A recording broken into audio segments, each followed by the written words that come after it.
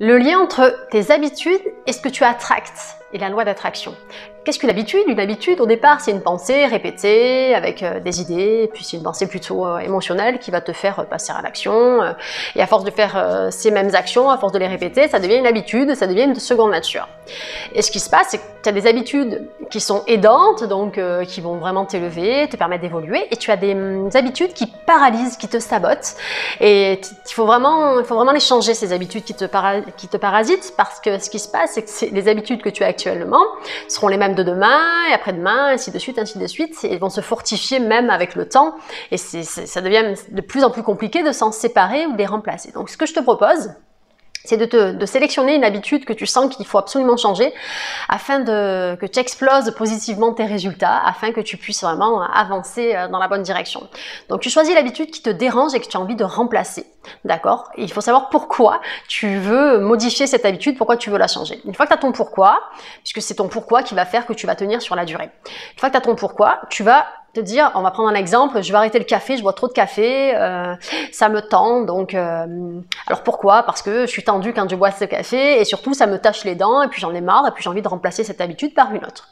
Donc il va falloir que tu sélectionnes l'objet par lequel tu vas le remplacer, donc le café, donc tu peux prendre des fruits secs à la place et de l'eau, parce qu'il faut que ça soit un peu similaire, hein. Il faut que si tu as l'habitude de boire quelque chose, eh bien, prends de l'eau ou prends un petit jus, pas trop parce que si c'est hyper sucré, il faut pas remplacer une mauvaise habitude par une autre mauvaise habitude. Donc tu la remplaces par une habitude plus saine, il faut que ça reste quand même un plaisir, donc tu te prends un fruit sec si tu aimes bien, tu croques dans une pomme si tu aimes bien, voilà, il faut que ça reste quand même, faut que tu aies la sensation de plaisir. Si tu n'as pas la sensation de plaisir, tu n'auras pas envie de le faire sur la durée. Et le but, c'est de continuer à le faire, même quand tu n'auras plus envie de le faire. Donc au départ, l'habitude que tu veux remplacer, ça va être la pensée, tu vas avoir une pensée, tu vas avoir comme une impulsion, d'accord? Tu vas avoir ton corps physique qui se met en action, qui a envie d'aller boire ce café ou de fumer la clope si c'est la clope. Et ce que tu vas faire, c'est que tu vas vite prendre, donc faire une action physique, donc prendre ta pomme, croquer dans ta pomme, boire de l'eau, et tu vas voir que ça va passer. Donc au début, tes impulsions, elles vont être, tes envies, hein, elles vont être, tu vas avoir envie assez régulièrement. Et au fur et à mesure, ça va s'espacer, et à force de remplacer en fait cette habitude, eh bien, tu vas perdre cette habitude. Il faut minimum 21 jours, c'est vraiment le minimum, je te dirais plus 90 jours que 21 jours.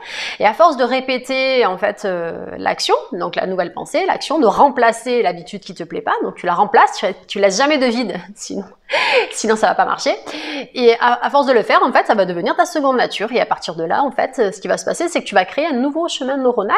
Et au lieu de prendre la direction en face de toi, ben, tu vas détourner un peu, tu vas prendre un chemin un petit peu différent. Et du coup, tu vas créer un nouveau chemin neuronal. Et le chemin qui était droit, ben, il va commencer à s'atrophier et à ne plus se mettre en route automatiquement. Par contre, si tu t'amuses à reprendre un café, ben, tu vas réallumer ton ancien chemin neuronal. Et c'est aussi simple que ça. Et c'est un lien direct avec la loi d'attraction, puisque ce sont tes pensées liées à tes pensées émotionnelles, répétées, liées à tes actions qui vont créer la vibration dans laquelle tu te trouves, et ce sont tes vibrations, d'accord, qui vont faire que tu manifestes ce que tu veux ou pas. Et tes habitudes déterminent ton altitude, vont déterminer tes habitudes et ton attitude mentale qui va déterminer où est-ce que tu vas aller, si tu es dans la bonne direction ou pas. Et n'oublie pas que c'est vraiment les petits détails qui font la différence. Parce que quand tu prends un avion, je vais prendre vraiment un exemple très lourd, tu prends un avion, donc si le pilote d'avion commence à détourner en fait la destination, donc au départ, si tu veux, l'avion va commencer à partir comme ça, et c'est au bout de X kilomètres, l'avion va carrément partir dans une autre direction. Alors, si au départ il devait partir à New York, il va se retrouver au Canada, à Montréal, tu vois, parce que par la répétition, en fait, si tu veux, c'est vraiment le petit détail, d'accord? Tu vas détourner l'avion, et avec la puissance et avec le fait qu'il continue d'avancer, l'avion. Donc, si le pilote ne fait pas attention, eh bien, l'avion va partir où il veut pas. Alors que si le pilote fait attention, continue de regarder sur son écran, continue à faire les actions qu'il faut nécessaires, eh bien, il va se retrouver à destination. Pour toi, c'est pareil. Pour les habitudes, c'est la même chose. Et pour ta vie, c'est la même chose. Voilà!